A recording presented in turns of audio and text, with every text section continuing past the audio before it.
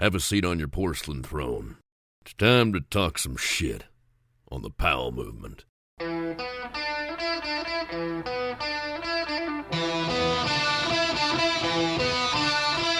Welcome to the Powell movement. I'm your host, Mike Powell, and I'm happy to say that my tweaked knee was just that. A tweak with some strange pain and swelling that bothered me for about 10 days and then went away. I tested the knee on snow and it's good to go. So after making a few more laps in the terrain park where I hurt my knee in the first place, my 13-year-old came up to me and he's like, "Dad, you told me to tell you not to hit the boxes or jumps because you're old and you will get hurt." But I can't help myself, and I'm pretty sure that my next injury will come in the park again. But that's what happens when this dad tries to get rad. It doesn't work out pretty. But like I've mentioned, I can't get seriously hurt because I'm the primary caregiver to my wife and she is doing great, all things considered. Yeah, when she has chemo, like she did the other day, she has 8 really shitty days and then she's back to normal for a few days before she repeats that cycle. It's no fun, she dreads it, and it sucks to see her so uncomfortable. But she's 33% through her treatment and she's gonna live. Speaking of living, Grete Eliassen is back for part 2 on the podcast, and she really has lived an incredible life so far. This week, Grete and I take a deep dive into gender, sponsors, money, the X Games, and more. It's a good one, and Grete is such an important athlete in the sport that if the Ski and Snowboard Hall of Fame had their shit together, Grete would already be part of that organization. She's that decorated and that important.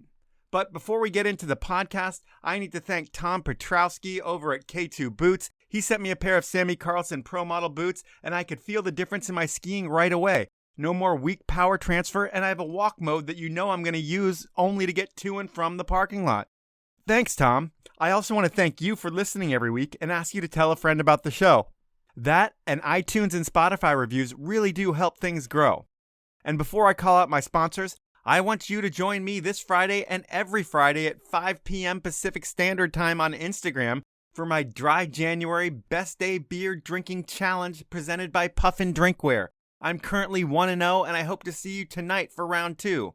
Thanks to Best Day Brewing for keeping my January dry. Thanks to Puffin for the incredibly cute drinkware. Like I keep mentioning, every single one of you needs at least one Puffin. And when you check out at puffindrinkware.com, the good folks over at Puffin are making it easier than ever for you to have one. They're going to give you 20% off when you enter the code Powell Movement. That's all one word, all lowercase at checkout. You're going to get 20% off your Puffin drinkware. I also have another code for 25% off all outdoor research gear. You'll find that in their ad. Stanley has a code for 30% off all Stanley gear. It's the best deal you're going to find from Stanley anywhere. That's in their ad as well. And then other great brands like Elan Skis and Peter Glenn Ski and Sports are also supporting the podcast. So please support them as they really do make the show happen.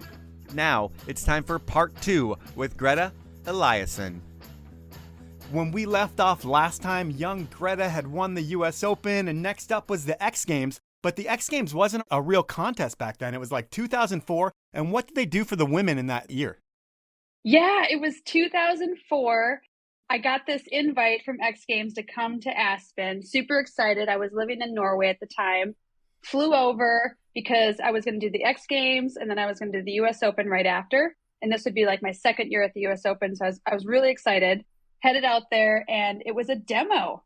It was like 6 women. We were all invited to go showcase that women skiers can ski in the half pipe, and that's what we did. Did the 6 of you talk about how it was totally unfair that the women didn't get a contest, or at this point were you guys pretty new and just psyched to be there? Mike, we were just so psyched. We were psyched to ski this amazing half pipe, and we didn't quite understand how unfair this was at this time. Like, I'm young. I'm 17 years old, right? Or I'm 16. I was 16 years old. I didn't really know much about why X Games, ESPN wouldn't have equal time, giving us medals, all these things. I didn't really understand that at this time. But after the event, it was super awesome because I learned a bunch of tricks. So I was excited. And I was there with my really good friend, Andreas Hopeit. And him and I were just like so excited because the half pipe was amazing. It was, the best half pipe we'd ever skied in our lives. Sure. You've got Sarah Burke and Christy Leskin in there, I believe, and they were pioneers in women's skiing. And what was their attitude at the event in 2004? Did you talk to them at all? I know you're just super young, but are they almost preaching like this is not right at that point? So it was, Sarah Burke, Christy Leskinen, Marie Martinad, Virginie Favre, and Jamie Sundberg, I believe, and myself. We were like the six. We had already kind of experienced not being involved with things. So it wasn't like this was anything new. This was just like, okay, here we go again.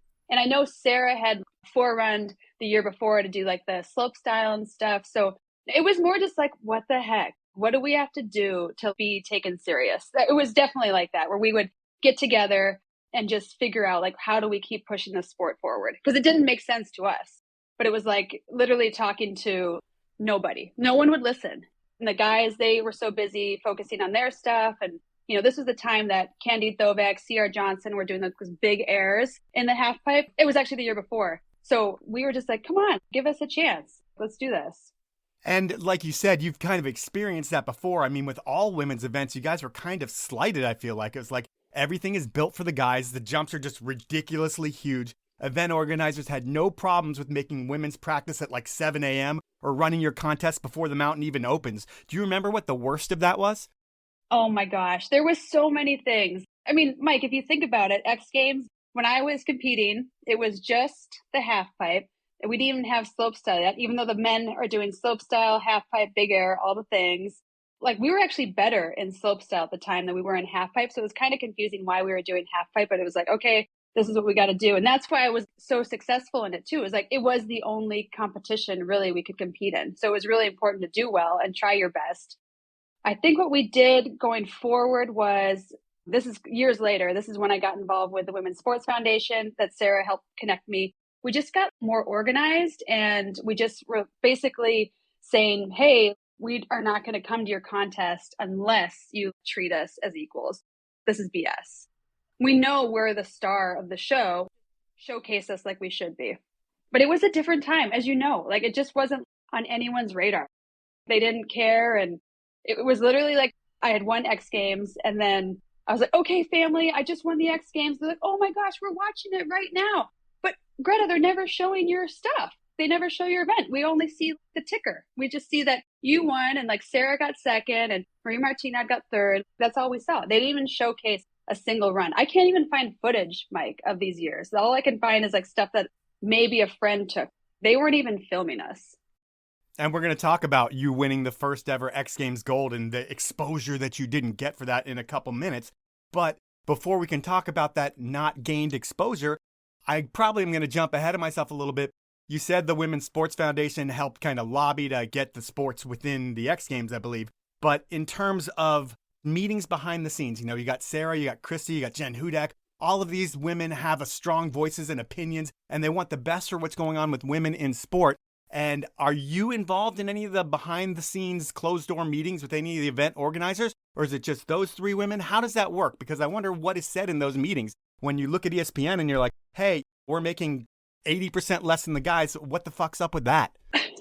Totally. Okay, so I'm still young. I'm living in Norway. And I remember Sarah was a part of basically like at X Games in the beginning, they had like this, what is it called? Like a group of people that like, not judges. An advisory board? An advisory board. And I remember she was on that and some other people. And that's how like you got invited, was they decided who to invite from that advisory board. And I couldn't do anything. I was across the sea. Like my best way into the X Games was through my sponsors, through Oakley, through Armada, having them lobby for me going in. And then whenever I had a chance to talk to the media, which was like Powder Magazine, Free Skier Magazine, I would just speak up, you know, and it went all the way down to like Free Skier Magazine. Remember when they would do Women of Free Skiing and it was just women in bikinis and stuff. And yeah, I remember that. it was like, I mean, it just was a crazy time, Mike. It was literally us just trying to figure it out and doing the best we could. And at least for me, I just spoke up every chance I got. Whenever there was a microphone in my face, I would say something like, this is BS. Can you please give us at least a larger field of women to compete here? And, you know, when a man won 10th place at the X Games, he would still win more than I did for winning gold. So just understanding those numbers and just asking, you know, as many questions as possible and just speaking up. It eventually did change, but it took a while. It had a lot to do with us talking out and speaking up every chance we got. And that's what we did. And a lot of progress has been made. When you look at gender in skiing today, are we close to where we need to be, or is there still a lot of work to be done? Because I wouldn't say it's exactly equal right now. I would say X Games is doing a great job. Now they have finally like all the events, but still they only invite the 8 women. They don't invite the same amount of participants as the guys, right? So like, even though maybe the prize money is the same, I think it is. I hope it is. I don't know. I don't have these numbers. For example, the men's always have semifinals, right? Yeah. I've never had a semifinal ever at X Games. And this is what creates disparity. Like, we need to make a bigger pool by inviting more women, like inviting the exact same amount to an event, especially now, 2023. That's where it all, like, things start to shift and change. And it's great that we have all the events, but they definitely need to open it up to more women. And it should just be the same numbers as many guys they invite. Like, that doesn't make sense to me at all. No, I mean, it's very easy to follow the same format you're doing on one side for the other side. Everything's equal. Nobody should have anything to complain about as long as you keep everything equal. But that's not always the case. And people have to fight for change to make it different. Yeah. And they're doing better. They're doing better with like the media coverage. It's definitely not still like women skiers have never got the prime time slot at X Games ever. So it's like figuring out people who are producing it, make sure that they're getting the proper time slots, because no one wants to watch an event that's being held at 7 or 8 a.m. or is not on TV at the right time. And now with the internet, like, you can just stream it, whatever it is. So there's no excuse, Mike. There really is no excuse. And I still like yell at my TV every year. I'm like, come on, like Knuckle Huck, for example, right? They added a whole new event that just basically men can compete in, they say. Why didn't they just invite the exact same men and women that first year? It was just a few years ago. And it does really well. I feel like it's like the most watched thing. And again, they don't invite the women. I think Jamie did it one year, which is awesome. But like, why not invite all the ladies to do it? That makes no sense to me. I don't understand the people that are scheduling this, and they don't see the disparity or the differences that they're putting in right now. And really, the amount of money that it would cost to run a woman's knuckle huck right next to the men's knuckle huck, it's not going to break the bank for ESPN. It's just going to make all of the athletes happy instead of half of the athletes happy. And you think that's what they'd want to do. But we're going to go back to your actual skiing. The 04-05 season, this is like the next year. You have Norway as your home base. And then I guess the goal is kind of to hit all the European events, then head to the States for the US Open and the inaugural Women's X Games halfpipe event. And then you're going to film. But when do you find out that the X Games is actually going to be a medal event for that next year? Because that's got to be a special moment for you.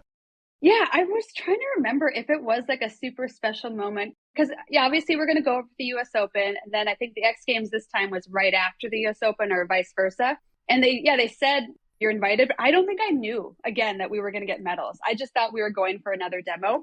It was just like, okay, we're just going to go and get some photos in this half pipe. And it ended up being a jam format, meaning they set a clock for like 30 minutes. And then we were able to do as many tricks or many runs through the half pipe as possible. And there were snowmobiles that brought us to the top. And I remember that day, because this was like the first time I was skiing a half pipe all year, because back in Norway, we didn't have a half pipe in January, whenever it was.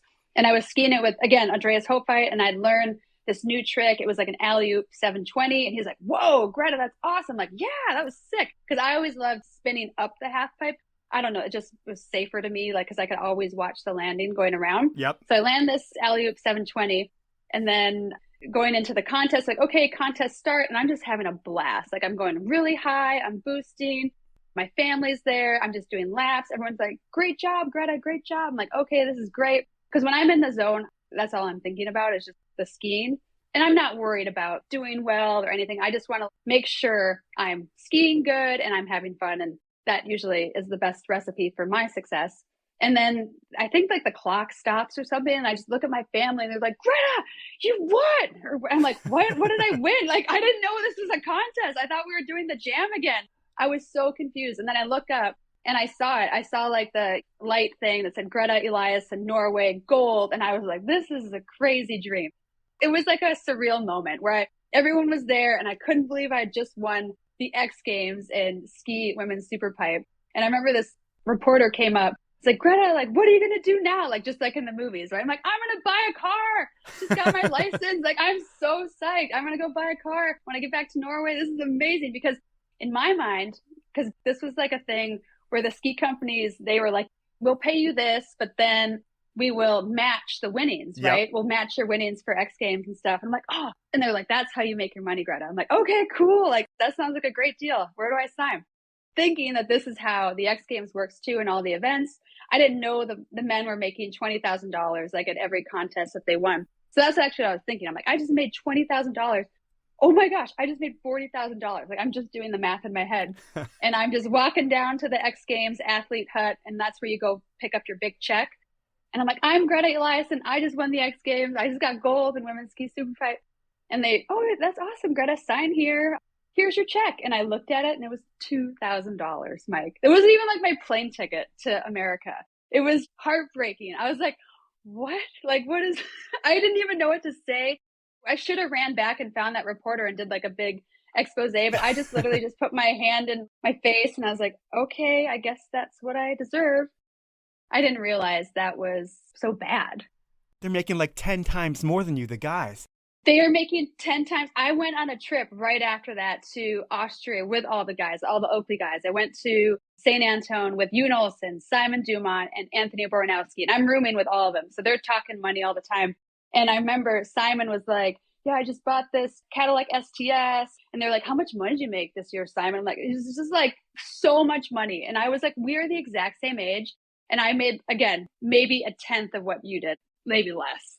It blew my mind. And I'm like, and that's when I realized I have to keep speaking up and trying to get my footage out there so people could actually see women skiing and know that it was legit, because they didn't even televise our event either. So that was another bummer. You competed on a Tuesday. It's like you get to Aspen and the whole place has got to be electric and you've got to be so excited. You're in Aspen now. You're like 17 or 18 at this point. Yeah. And it's the biggest event in the world. And now you're a full-on medal sport and you figured that out. And it's like you are in a position to walk away with the first ever X Games gold medal. And then you look at the schedule and you're like, oh shit, my event's on Tuesday at 10 a.m. No one's going to watch it whatsoever. At an event on a Tuesday, there's probably no TV coverage and there's nobody really watching your event other than other athletes because like on a Tuesday, people are doing shit. People are at work, people are doing things, and yeah, they don't have time to watch anything on a Tuesday. I can barely watch something on a Tuesday. I didn't even realize that. I was wondering why I had so much time to like, because I stayed through the whole X Games just to like socialize and party and stuff and hang out and watch everything because it was so fun. But yeah, I didn't quite put that together until you just said it like that. Yeah, it was a Tuesday. And then when we think about the money, like you mentioned Simon Dumont, and that's a very good comparison because you guys are in the same position in life at that point. And when I look at your sponsor lists, and I could be wrong, but this is early on, but I think you had like Oakley, Armada, Red, Technica, Dakine, Wendell's, Swix, Red Bull. It's like a dream list of sponsors. And if Simon Dumont had that list of sponsors, he'd be making $500,000 just based off of Simon Dumont's results. You have the same results as Simon Dumont. And if you think about those X Games years, you know, there's like 7 years where you're just like a full-on X Games competitor. Are you averaging at least like $100,000 a year? I am averaging, I'm trying to think back to this, not at that time. It was like the peak of my career. I am just about 100 or a little less. I'm also adding in all my prize money too. This is all includes the prize money as well. And the matching. So with prize money, I'm probably thinking that with Simon with the $500,000 mark that I set, which might be wrong. Yeah. I don't know, but. No, it was right. He came out. Remember the ESPN article? He was making $1 million a year or something. Oh yeah, that's right. So he's making double what I thought he made. Yeah. And so you're making pennies to the dollar that he's making, which just has to be so frustrating. And I just keep thinking, is anybody going to the ESPN people and saying something about the money, or is it still you just don't want to rock the boat? You didn't want to rock the boat, and that's why I was going to school at the same time, too, because as a woman athlete, you're not promised this professional career. There is no professional career. We were making it up as we were going along. So I was always in the back of my mind, I'm going to go to school. I went to business marketing school at the University of Utah, David Eccles School of Business. I'd go there in the summer and the fall. It took me, I think, 7 years to finish there because I took a couple of summers off to ski and stuff. Skiing was just my thing that I was doing, but that was not my backup plan for my security in life. I was planning to do something else. Hopefully, that's why I was going to school. I remember actually, I had won the US Open, the European Open, and the Nippon Open. These are 3 open events. These were really big events at the time. I'd won all 3 of them in the same year. And we were in Japan, and Sarah and I were on a bus. We were just touring Tokyo or something on the way back to the airport. And her and I were just discussing how crazy this is. Like, she was dealing with a contract with Roxy at the time. And it was just like, she was getting pennies again, compared to all the guys. And I'm not going to name any names, but there was like at least 20 to 30 male skiers that were not winning the X Games that were making 10 times more than both of us. Not maybe 10 times, but at least like around that 200 mark, whatever, 200 to 500. And we weren't even close to that. At least I wasn't. It's time for my first sponsor break, and I'm going to start the year off with a new sponsor I'm really excited to tell you about, Best Day Brewing. Yeah, I love a good craft beer, but finally, I found a full-flavored, full-bodied, full-aromaed craft beer without the alcohol to slow me down. Because really, life is full of moments that deserve a great beer, but not the booze. And the blind taste tests I've done prove that you won't be able to tell the difference between a Best Day and your favorite IPA or Kolsch.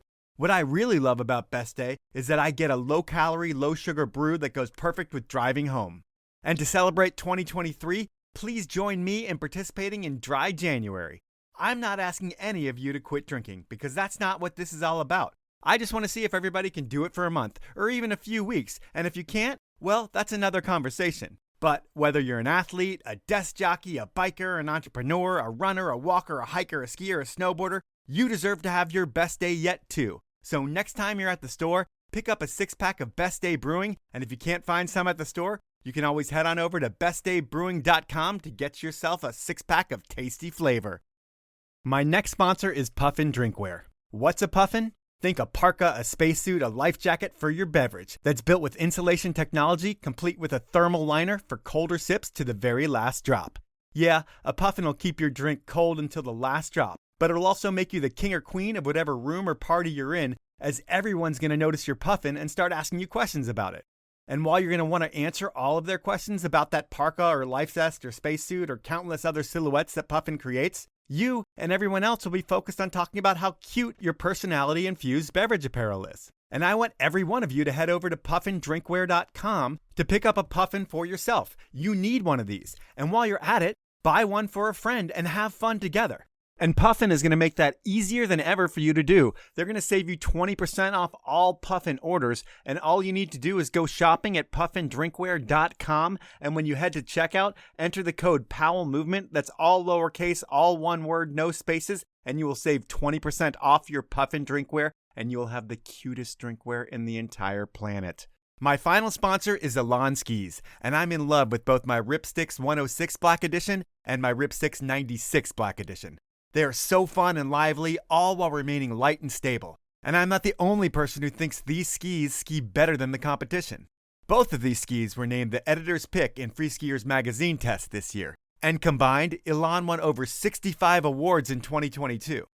Great products is why you're seeing more Elan skis on the hill. And making you a better skier is how they've been building a cult following here in the US. But what's really amazing about the brand is that they built a solar power plant on top of their state-of-the-art factory, which means Elan is powered by renewable energy. They've also shortened the supply chain, and now 70% of Elan's materials come from within 250 miles of their factory. And the innovative digital printing technology they're using has already saved 32 tons of volatile waste since 2016. To find out more about all things Elan, head on over to elanskis.com. Those are my sponsors. Now let's jump back into the podcast.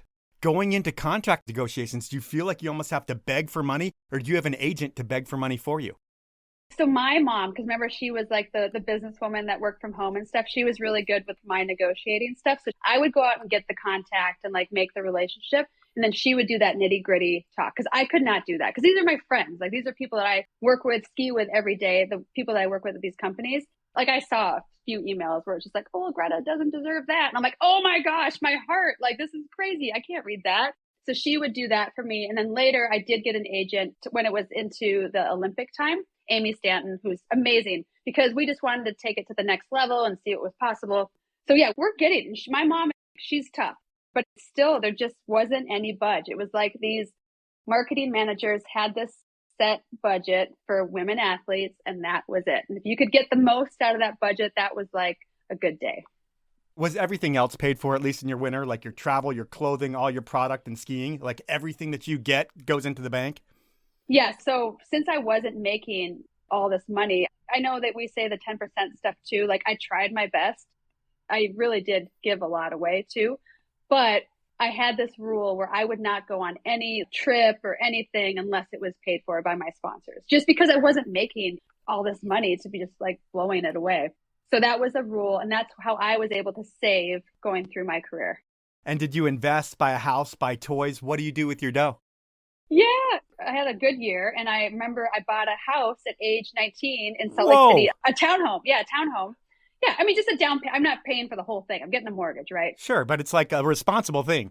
Yeah, I'm a saver, Mike. Since I was like a little girl, I just have like this treasure of like coins in the corner. Like I'm just counting them up. I just like watching it get bigger and bigger. Shalom. The house was age 19 and I got a bunch of roommates and it was just the best. I was this, landlord. Some of them liked me, some of them didn't, but it was all good. And that was what I did.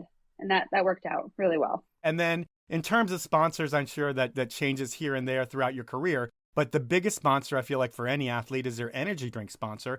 Red Bull is your energy drink sponsor. Yeah. And the helmet with Red Bull is a big deal. When you got on Red Bull, was it a big deal back then? Did they create content around delivering you the helmet and make a big production around that?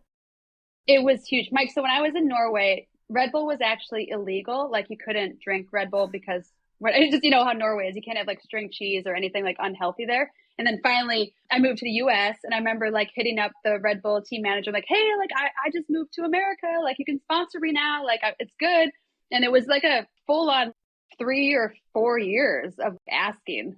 And then finally when Jamie Simon was the athlete manager and Zach Leach, snowboarder, Zeech, I don't know if you know he was also Oakley. He was able to talk me up a bit. He was an athlete at the time too. And I was able to get signed through help of friends. And this was like, I think I'd won the X Games at least twice already. And that I was maybe going into slopestyle now. I remember getting the helmet.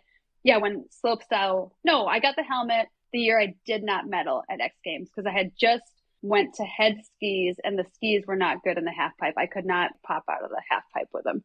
I don't know. Maybe some family stuff was going on too, but I didn't medal. That was like the one time I didn't medal at X Games, which was heartbreaking. But I did get sponsored by Red Bull. And then I was able to do a bunch because I had this other super team manager named Adam Bebot. And he came out and he was like, Greta, like, what do you want to do this year? And I'm like, I really want to make this movie, Say My Name. Like, I want to make like basically a segment because I've been working with all these companies from Poor Boys, TGR, Warren Miller, and no one had made me a segment. And that's all I wanted in my ski career was like this awesome ski segment that I could show, like my kids later in life. And I was like, I want to make a mini movie. And that's when I started working with Stan Evans and Jeremy Miller out of Salt Lake. And they were just such awesome guys. There was one photographer and one cinematographer. And basically I would go with the snowboard girl crew. They were making a movie called Stance. And then I would just go and then I would collect footage when I was out with them. And then we made this mini movie called Say My Name. And that was one of my goals with Red Bull was to make the movie. And then also that year, I really wanted to see how high I could jump on a hip. Because I'd always seen these pictures of, his name's Mads Johansson and Hemsedal. Like Hemsedal in Norway, I would always build this giant hip. Okay. And it was just the coolest picture of the snowboarder in the air, like getting so much air. And since I was a little girl, that was my favorite feeling was jumping and just being in the air. It didn't matter what you were doing. I just loved being in the air. So we ended up building a hip at Canyons now, Park City. And I jumped 31 feet. I jumped over the little banner we put up and it was a super success.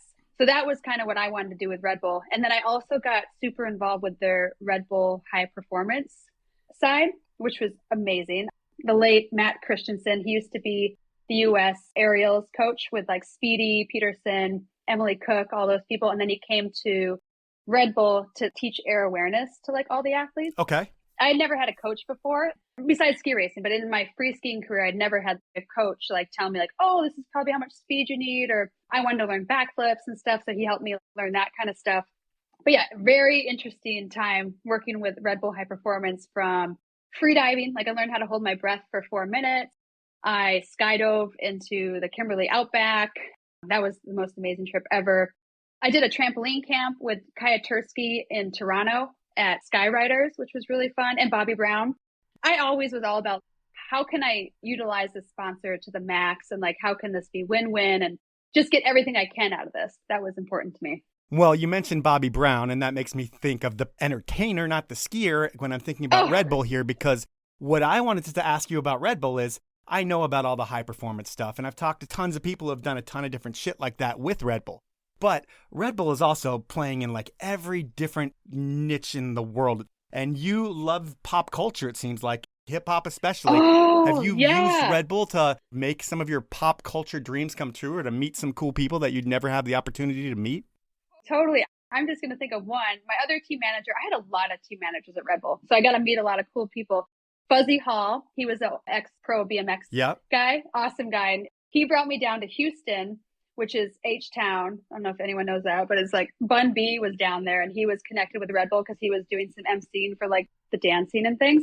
And I got to meet Bun B at a club, and that was pretty cool. And is it more than meeting him? Do you get to like hang out and have a drink with him because you're part of the same crew? I have his number. Like we text. It's cool. That's so amazing. And then another time, I got to go to New York City for the opening of the New York Red Bull Stadium. But we got to go to like New York City. And I'm going to tell this story. This is a funny one. Do it. We went there with a bunch of athletes. And basically, we get to go to every single club we want to because Red Bull is connected to all the bars and all the scenes and stuff, the FHMs. I was super into that. Like, I'm going to find out who the FHM is in the city, and then they're going to show me a good time. It was just fun. It was fun to like use your connections that you have. But I remember this one year when we were there in New York, there was this activity you could do. Like it was activity day. So you can either go helicopter ride over Manhattan, or you can go to this famous strip club called Hustlers, I think. What is that one? There's some famous... Scores. I don't know if it's Scores. I want to say it's Hustlers. So back to a little bit of the disparity. How crazy is that? Like I had to decide as a female athlete, am I going to go on this helicopter tour with like the kids of Red Bull, or I'm going to go to a strip club and watch strippers? It just comes down to that. It's ingrained in action sports. Like you can't get rid of that. But I just thought that was pretty crazy. I didn't even realize that until this year. I'm like, that is strange how I had to make a decision. Like we weren't going to a male strip club. That was never an option. So yeah, sorry to throw you under the bus, Red Bull, but that was a weird one. Well, they've also done some amazing things as well. Yes. But we're going to get away from weird ones with Red Bull, and we're going to talk about your pro model with Armada. Is it more your ski because you designed it, or is it a Grete signature model? I had 3 signature Grete skis at Armada. But you had the first women's pro model ever, right? W, that's the one with the black, I have all these skis. I just don't have them here in my office, but it's like the black outline of the surfer dude kind of walking on the ski. And then the second one was the stripes. And that's where the dude is like fully naked with his chest. Ah, yeah. How could you forget that one? Yeah. Yeah. The beefcake or tail grab guy. And then the third one was the Diamond Princess. It's more brown and like orange Armada cursive. So yeah, I had pro model. I don't think they sold very well, but yeah, they're pretty amazing. I love them. I still have them. I believe it was the first women's twin tip pro model out there, right? It may have been, but also Marie Martinot had something with Dina Star. I have it. I have this ski of hers, and I don't know if she had hers first or if I did, but it's definitely a picture of her on the ski. Okay. And then how much involvement do you actually have in designing a ski? Is it more like a bunch of dudes are like, hey, Grete, we are going to shave a little weight off the tip and tail, and we're going to put your signature on it. We're going to shift the mounting point, and we're going to call it a women's ski. You know, I remember because I was in high school. I was a senior in school, and, you know, we have our computers to take notes and stuff, and I am direct messaging with David Levin, who was the art director back in the day with Armada. He would like send me ideas of what could be on the top sheet. Obviously, the design was super important to me, and we went back and forth. I'm like, okay, that's it. So I was heavily involved with that. And of course, he wouldn't have come up with this idea to put like a naked man on a ski. So it was definitely a group collaboration. And then I was given, I think like 5 or 10 different types of skis that I could test. And I wanted it to have a little more flex for like the butters and things. So I wanted it to still work in the half pipe where you can get the pop and the jump. But then I also wanted to be really playful where if you landed backseat, it was no big deal, or you could butter on your nose, grind on your noses and do the spins and stuff around. That was important to me. So I was fully involved. And then some of the other team members like Kim Lamar tested it too down in New Zealand and stuff like that. Nice. So that's a huge one for you. And I'll say, you know, you win the next X Games, and I'm sure there's a bunch of other contests which are huge. I mean, we talked about the Opens that you won. But I think a really big part of your career, something that was pretty incredible, was filming with Poor Boys. You do that for ski porn. And did you feel like the token girl on the Poor Boys shoot? or do they make you feel like you're a bona fide part of the poor boys crew? When I filmed for Ski Porn, this was my first year moving to Utah. And this is back when I was shooting with Alex O'Brien and Steve Rosenthal. Steve was like the one that shot basically my whole part. Eric Iberg, a couple of places too. The year prior, I was working my butt off to try to be in the movie. The one before it, it was called, I'm in the credits. Sorry. I need to find it. Johnny, if you're listening, can you please send my footage? Because I want to put it on YouTube so badly. It's because I can't find it, but it's sick. It's like we were all in Europe. I slide this down, flat, down, flat, down. Dang. I'm doing some crazy stuff.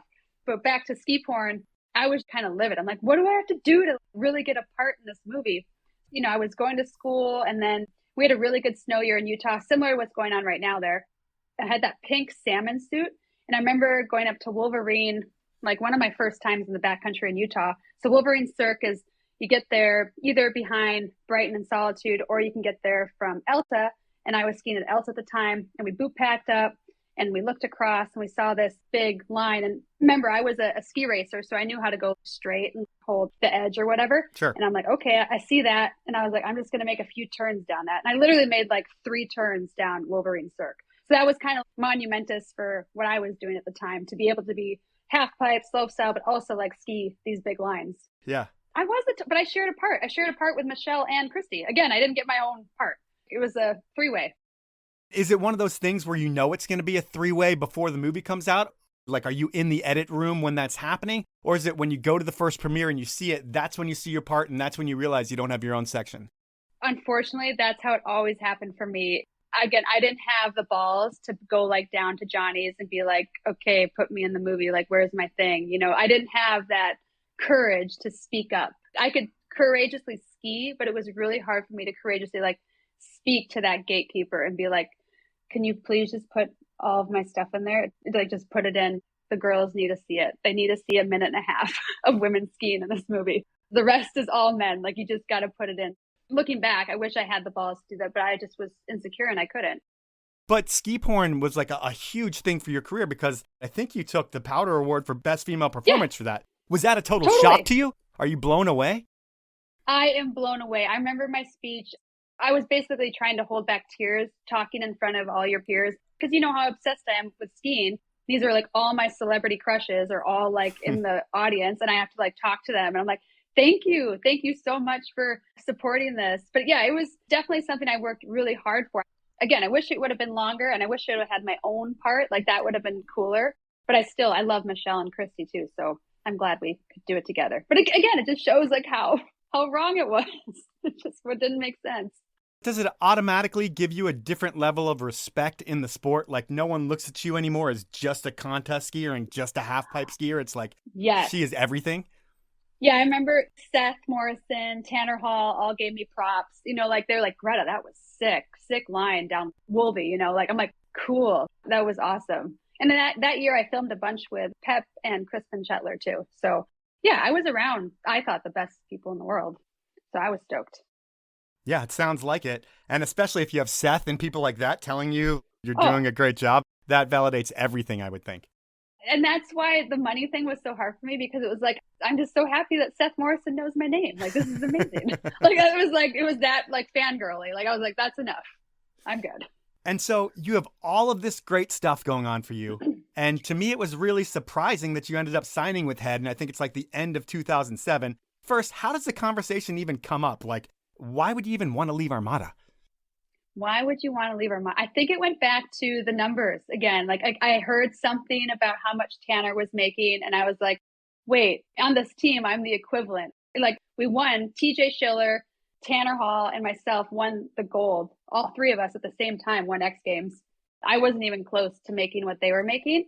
And it was just my mom, you know, like, she's like, Greta, I think we have to go try to get something somewhere else, because this is crazy. Like, how it's just like, you are there, but you're not there. So that's when I had, you know, a big head at the time. And it was the moment where I was like, if I was going to get somewhere bigger, this was the stepping stone to try to do it. From my perspective, it's like you're leaving the cool kids with like built-in street cred. And then you go to Head, which is like uncharted waters. And does Head have big plans for a women's program driven by you? Or do they sign you because they want to have a face on the podium at contests? Or do they just want to build the women's category? Or why leave a good thing? I don't know. Yeah, they wanted to build a women's category. I had 2 pro model skis with them as well, with Head. So that was like another thing. There was a lot more money behind Head skis at the time. I don't know the word now, but the owner of Head, he was this very rich billionaire from the UK that liked Sweden and stuff, and like Yoon Olsen. And I know Yoon very well too at this time too, because he was living in Sweden when I was in Norway. So I was friends with him, right? And I just was very interested and inspired by what he was able to do with the brand at Head. And I was like, okay, maybe we could do something similar here. But it was at the time where it was all about sex sells, all that kind of stuff. Like he had his girlfriend on the skis, like, yeah. And I was making fun of that, right? With Armada before. I was like, this is so silly because we had the Scratch, we had his ski. I mean, we had the Twins at Atomic. There was just all these brands making these skis with women on it. And my ski is a joke. It was like a joke to skiing. Like, okay, guys, check this guy out. He's even hotter, whatever it was. We can play this game too. Right. And the industry wasn't ready for what I was trying to do at that time, but I was trying. I just wanted it to be bigger and I wanted more people to see women skiing. And I thought I could do that through joining a brand like Head that was so established, so big. And at that time, Armada was making their skis at all the Head factories and things too. So it was quality stuff. It's time for my final sponsor break, and I'm going to start this one off with Peter Glenn Ski and Sports. Peter Glenn has been the one-stop shop for all your ski needs since 1958 and all your snowboard needs since the sport started. And they are all about getting you out on the mountain. Peter Glenn's staff is super knowledgeable and will help you get into the right gear if you're at one of their many locations. But I get it. Not everyone's going to be able to make it to one of their retail establishments, but you can still have a great shopping experience online over at peterglenn.com. The site has all the brands, all the products, and they offer free shipping on orders of $49 or more, a no-hassle return policy, and they'll price match any reputable shop on the web. So if you find a product somewhere else, head on over to Peter Glenn, and if you can't find it cheaper there, they will price match that product that you found somewhere else so you can still support me. On top of that, Peter Glenn supports cool things in snow like this podcast, Johnny Mosley, and many more things. So please support the brand that supports me and check out Peter Glenn before you buy anywhere else. My next sponsor is Stanley, an iconic Seattle brand that has been ahead of the curve since 1913. While we all know Stanley for creating that timeless green bottle that kept your grandpa's coffee hot all day long, they still do that and a whole lot more these days. They're still all about adventure, they're still all about keeping your beverages hotter or colder than any other product ever created, and they've always been the right choice when it comes to the planet. If you're still using single-use plastics for your beverages, it's time to make a change for the environment. And I'm making it easier than ever to do. I'm going to save you 30% on all products from Stanley when you head on over to stanley1913.com, buy some stuff. I highly recommend the water bottle and a set of pint glasses. And when you check out, enter the code DRINKFAST, that's all one word, all lowercase, and you'll save that 30%. My final sponsor is Outdoor Research. They've been building award-winning outerwear and gear in rainy Seattle since 1981. So for 40 years, badasses in the mountains have trusted OR gear to be the highest quality, most functional outerwear on the planet. What's exciting is that these days, the gear is still the best. You cannot compare to the quality of Outdoor Research. But when you head on over to outdoorresearch.com right now, you're going to notice some major differences. While they still make the badass technical gear you trust, they're branching out and they've hired some new designers who have their fingers on the pulse of the market to create new fits, cuts, styles, and colorways. And whether you ski or snowboard or spend your time in the park or the backcountry or the resort, Outdoor Research has something for you. And there's so much new stuff. I'm stoked because on top of their outerwear, their streetwear looks so good too. I want you to wear it all, and I'm going to make it really easy for you to do that because I'm going to save you 25% off all non-sale items over at outdoorresearch.com. And know that this code I'm about to give you, you won't be able to use it on OR Pro products, which is their military stuff. But everything else is game, and you get 25% off the best outerwear on the planet. If you've been out in the terrible conditions in OR gear, you know what I'm talking about. So when you check out at outdoorresearch.com, you're going to enter the code POWEL25. That's all capitals for Powell, the number 25, and there's no spaces in that, and you will save your 25%. Those are my sponsors. Now let's jump back into the podcast. This is after 3 years of absolutely just crushing it on contests. It's like you get on Head, and then all of a sudden, you don't compete as much. You focus on your Say My Name project, which is amazing. But was Head bummed that you decided not to focus on contests? Because I'm sure they'd seen you on the podium like every year for the past 3 years, and they were like, we are going to get Greta and we are going to have our podium winner. And then you decide, I mean, you got a couple podiums up for them for sure, but it wasn't like you were focused on contests like you were focused with your movie.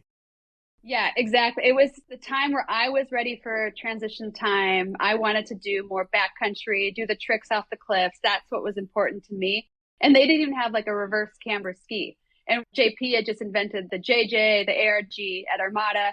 And I remember being like, oh my gosh, they didn't have a reverse camber ski that whole time I filmed the movie and stuff. And everyone, like, I remember I did a shoot once with Pep and he had, what was it? The Hellbent ski. And he's like, Greta, try these. And I tried it. I'm like, oh my gosh. Like, I was just drooling. Like, I can't believe this type of ski exists.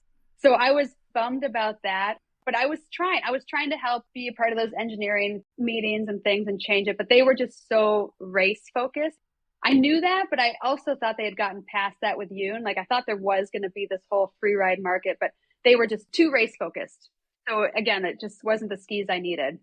No, I mean, it seemed like they did the same thing with Mosley as well. They got him onto head after he won his gold medal, and he never really panned out for them to do what they wanted. They did the same thing with you. It's like they probably wanted you on the podium a bunch, but they didn't give you the product you needed to be there, and they didn't give you the product you needed to be in the powder as well. So whatever. But your movie comes out to critical acclaim, and you get another award for Best Female Performance.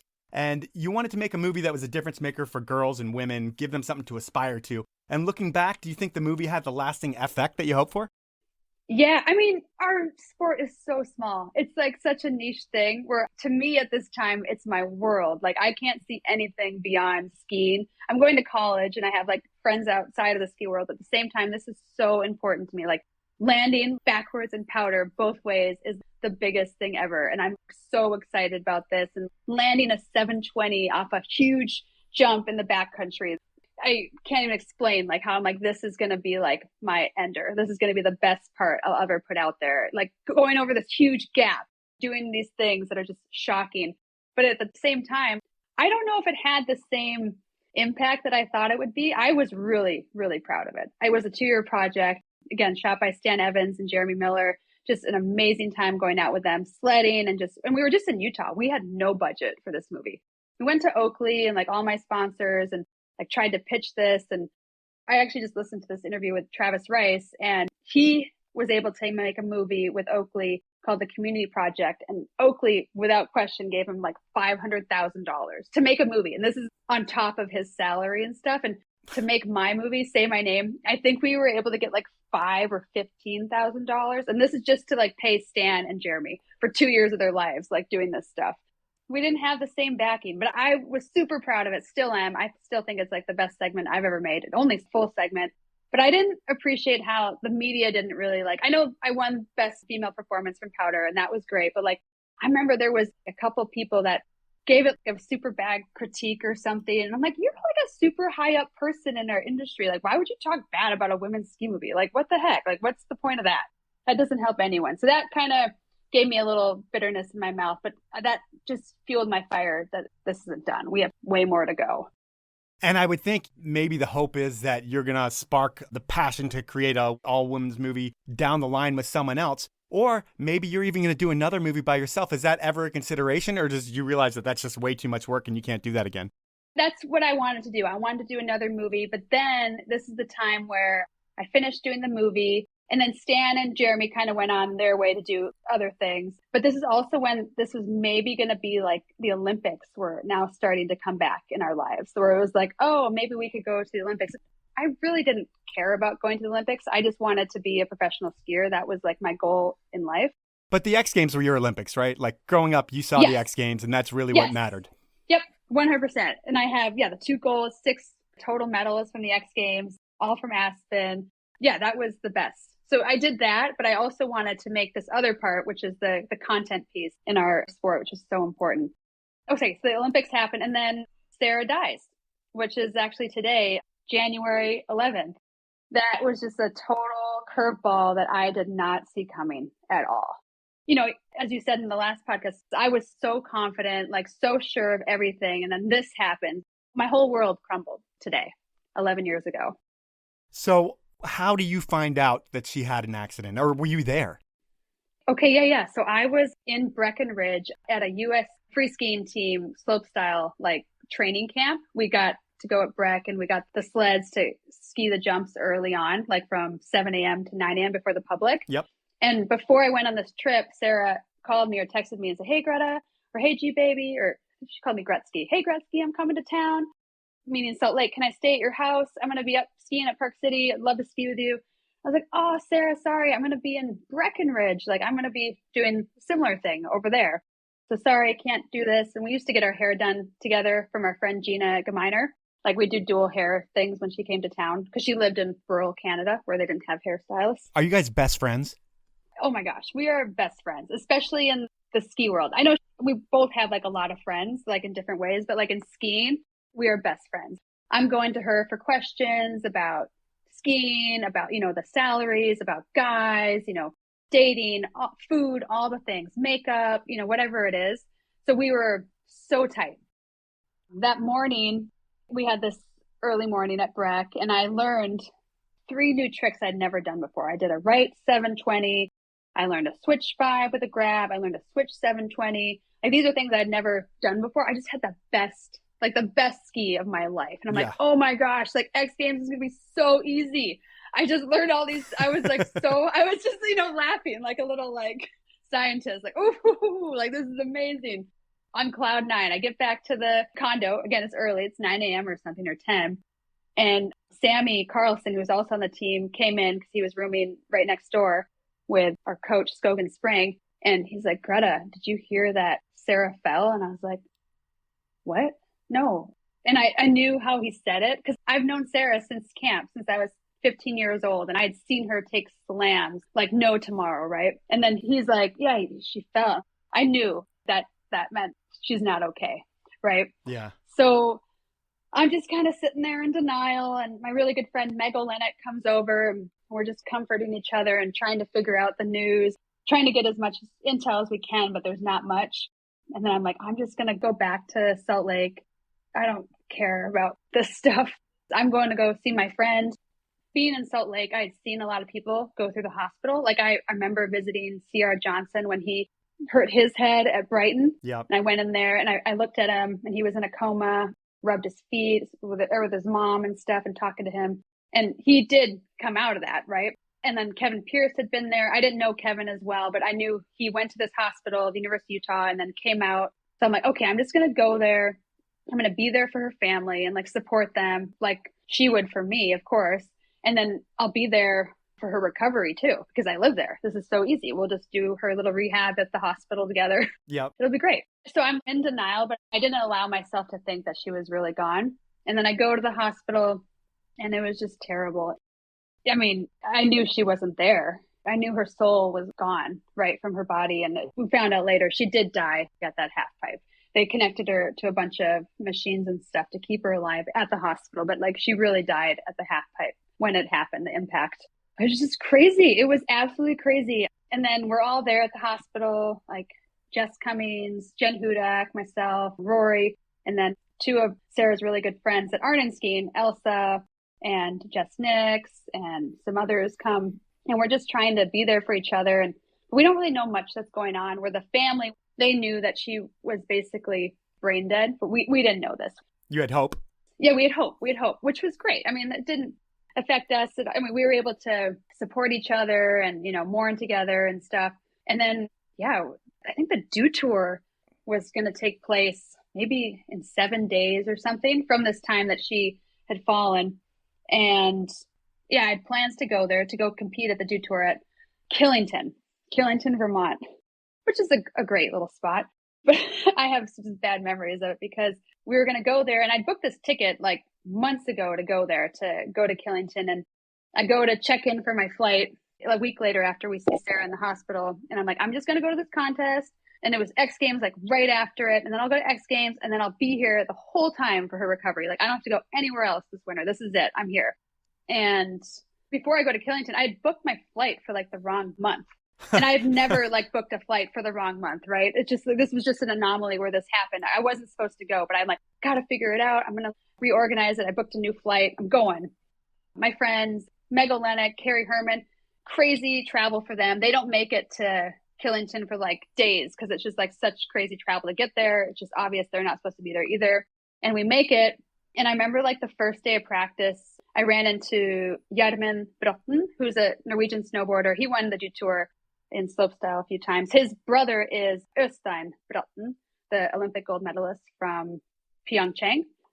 So I'm talking to him, and he's my friend. And the second day, I go hit the jumps, and yeah, we're chatting. He's like, "Hey, Greta, how's it going?" Like, I'm like, "Oh, it was awesome. I just hit all the jumps." He's like, "What? It's so windy up there, Greta. Like, how did you even get over the jumps?" I'm like, "I don't know. I just did it." Totally blocking out my friend, just denying everything that's happening. Is it like skiing angry almost? Yes, it's skiing angry. It's skiing very angry, like the hate huck or whatever it's called. And the second day, I'm doing practice, and I'm throwing like 720s, first run, doing nines, stuff that you don't do until like game day. Yeah. And I'm just doing this stuff, and I have my music full blast, earphones, both ears. Because again, this is kind of weird, but like it was snowing, and I could hear Sarah's spirit trying to say goodbye to me. And I was like, "Nope, I'm not talking to you. You go back to your body. We will chat about this later. Like, you go back to your body and heal up, heal up, girl." But she was trying to say goodbye to me, and I just was like, "No, I'm not talking to you." And the second or third day of practice, Keri and Meg finally get there, and Meg's like, "Hey, can I follow you?" I'm like, "Yeah, sure. Come on in." And she's like, "Whoa, like, why are you doing all these tricks?" I'm like, "I don't know. It felt good to do these tricks." And then the final practice day, so the next day was the competition. This time, Alexei Gubuti. How do you pronounce Got about? I don't know. Got about? Yeah, he's awesome. Blank Collective guy. He's also a very good big air and slopestyle skier. He's skiing behind me on this last run. And I decide to do a 9 on the last jump. And I just catch my nose of my skis on the knuckle when I'm doing the 900. And it just like the impact, I slammed my fists together and would show you if I could do this. But it's like bone bruise, ACL, all the things. And then I just like slide down the landing on my bum, and my ski's not popped off or anything. And Meg, she was behind Alexi, and he's like, "Gee, baby, are you okay?" I'm like, "Yeah, I'm fine. Just got to get my ski off." And I couldn't get it off because I had torn my ACL. I didn't hear anything. And then I go to this health tent, and they do the little check, and they're like, "Oh, yeah, no ACL." And then we get in the car with Kaya and Matt Christensen, and Matt tells us that Sarah had died, like right then. Oh, she was like trying to wake you up and be like, "Hey, I'm leaving. I'm leaving. Don't mess this up," or whatever. This is my first injury too. I broke my leg when I was 12. I fell into a ski racing gate, but just a minor fracture. This, mind you, and I've been doing all these crazy things like road gaps and like all these tricks and like falling, and it never gotten hurt. And this is the day I get hurt. And it's literally like spot on to when she dies. I took it as an omen, like I was supposed to chill, because I think I would have taken it even farther, that, hate skiing. Like I would have maybe jumped off a cliff or something. So it was good that I was grounded. I called it being grounded. So yeah, losing her was so tough because I looked up to her for everything. Like, "Hey, what should I do? Is this guy cute? Like, does this top work?" Like all the questions you have for like a friend or a sister. And then I was just kind of lost. I didn't know if I wanted to like ski again, or I especially didn't want to like professionally do it. Yeah, I was kind of confused.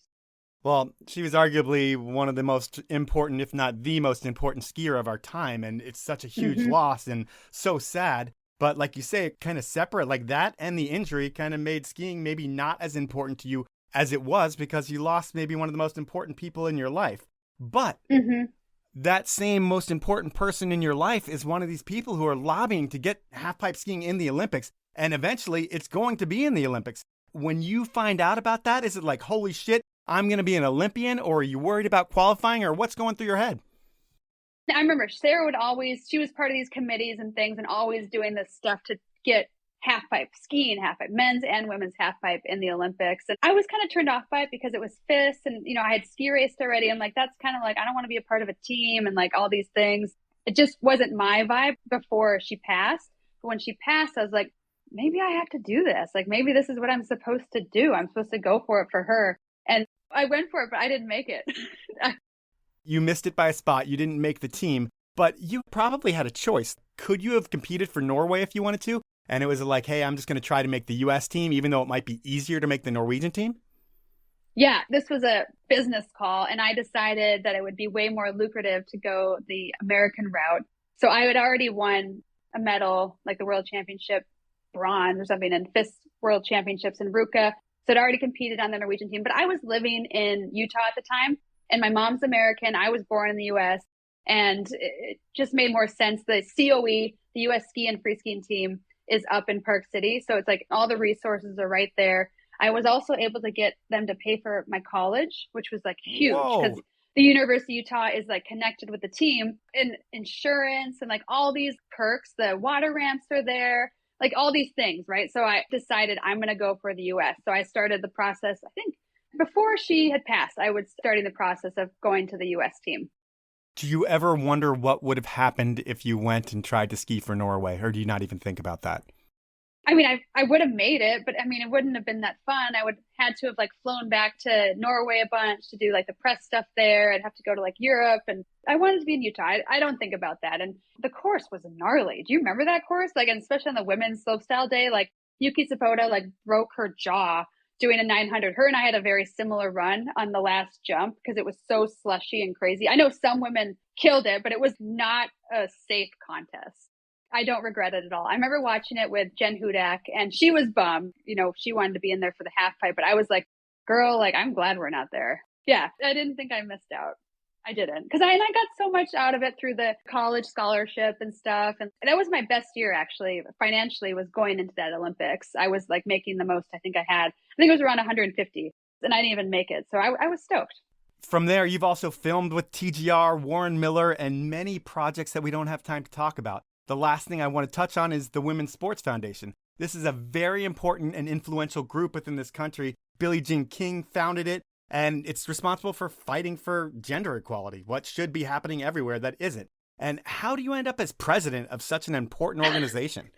Yeah, the Women's Sports Foundation, all girls, all women, all sports. That's our tagline. I met someone from the Women's Sports Foundation at the bottom of the X Games halfpipe. Sarah introduced me to her. Her name was Stacy Holland. And Sarah just thought I was a people person. And she's like, you would love to meet all these athletes. And Greta, you would do so well in like this atmosphere. And she invited me basically. And then, yeah, I went to my first annual gala. It's the annual Salute to Women in Sports dinner. And it's in New York City every year. The first one was at the Waldorf Astoria, which is like was a very like fancy hotel. Home Alone. Exactly. Home Alone. Yeah. Met so many athletes, met Sheryl Crow, Pat Summitt, the amazing college basketball coach, Nastia Lukin.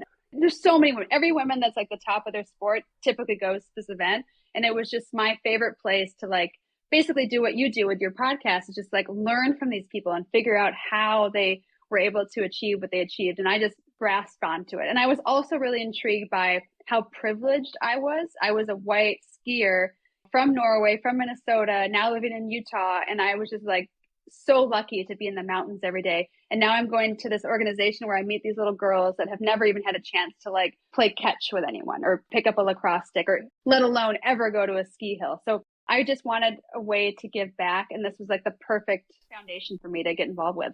You meet so many incredible women with that foundation. Who had the biggest impact on you? Besides Billie, like, because I know Billie Jean King, like she is just absolutely incredible. Like she wakes up every day trying to do better.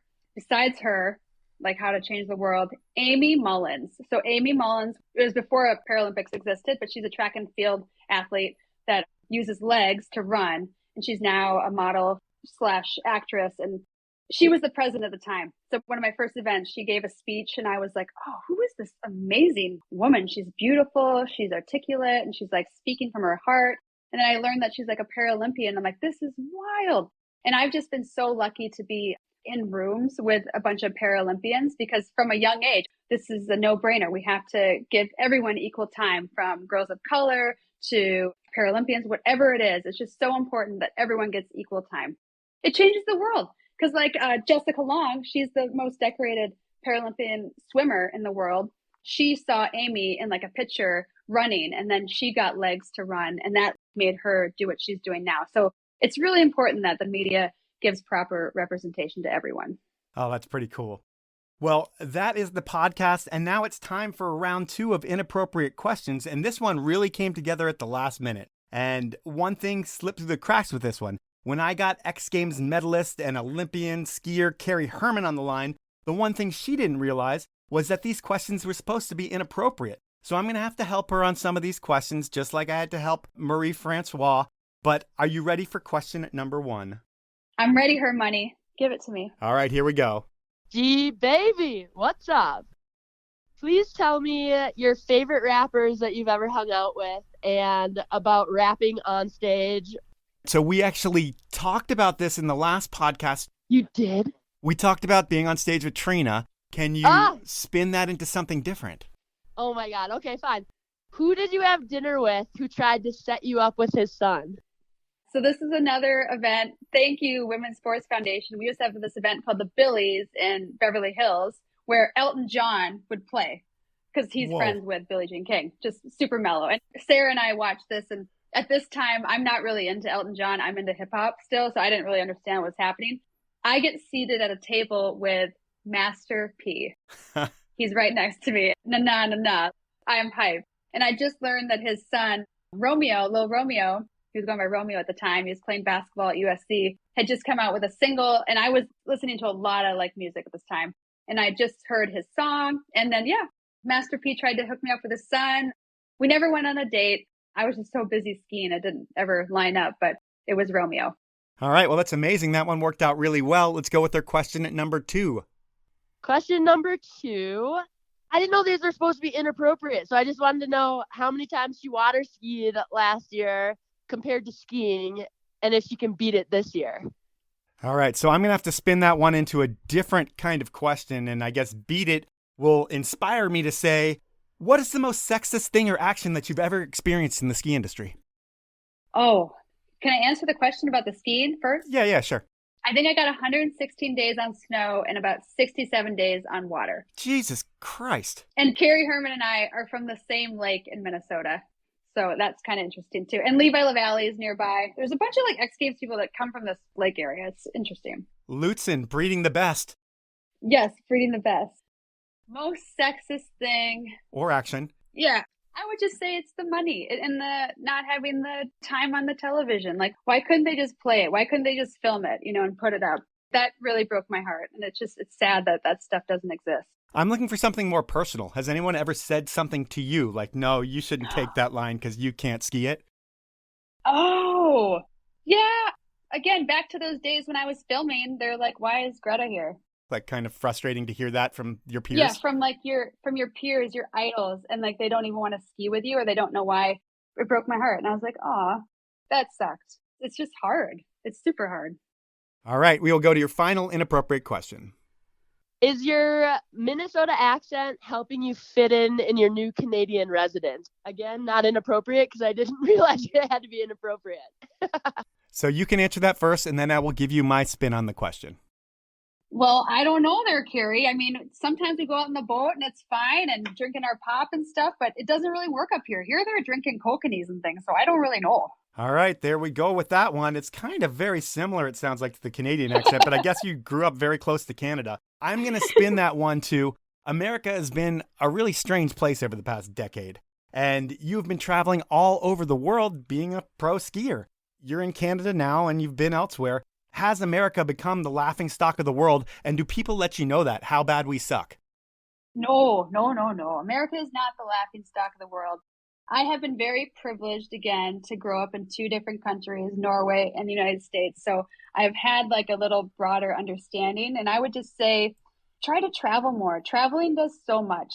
Try to get away from where you grew up and learn how someone else lives. Learn another language. That's just the best thing you can do to try to understand other cultures. That was Inappropriate Questions, and that's our podcast. And what a treat it was to have you on the podcast in back-to-back episodes. Looking at your career, it speaks for itself. Between all of your podiums, your powder awards, you had a pro career that every single person dreamed of. But the way you did it, with moving to Europe to become a racer and then quitting racing and dropping all of that for the new school, it's really cool to see a story where everything changes in the way that you ski, but everything works out and it all comes together. And I know there are a ton of blood, sweat, and tears to get you where you are today, but it is really awesome hearing your story. It's awesome the work that you put in, and I thank you for your time. Thank you, Mike. And I just want to say, do what you're passionate about. It's easy. And if you're not hurting anyone, it's good. And I also want to say speedy recovery to you and your family. We're all thinking of you and praying for you, and you guys will get through this. Oh, thank you very much. Thank you very much. We actually just had chemotherapy this morning. When I say we, my wife did. So that was time with Grete Eliassen, and what a great story. The part that was so surprising to me is that while Grete was busy winning every contest, she also understood her reality, and that was that being a pro skier was cool, but it's only a nice to have, and she always had school and the idea of working a real job to drive her. I mean, really, life is short, but it's really long when you compare life to a ski career, and if you put all your eggs into that ski career basket, it only works out if your name is Candide, Tanner, Douglas, or a few others. For the rest of the crowd, you most likely aren't going to have a long career, and if you don't have a life plan, when everything's over, reality could really suck. It's not going to suck for Grete, though. And this self-proclaimed GoPro hot mom and mother of two is figuring out exactly what she wants to do with the rest of her life. That's the podcast. At this point, I want to ask you to review the show on iTunes. It takes about a minute, and it's so easy to do. Here are the steps. 1. Click your podcast icon on your iPhone. 2. Search for the Powell Movement. Even if you subscribe, you still need to do this. 3. Click my logo. 4. Scroll down to where you see the stars. 5. Star rate me.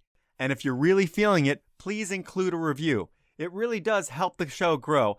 And honestly, I don't ask anything of you other than to listen to the show and hopefully post a review. And to tell you the truth, most of you haven't posted a review.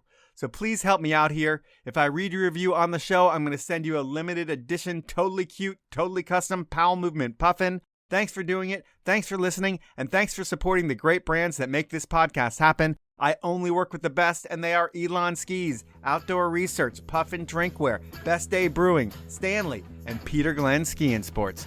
Have a great week, everyone.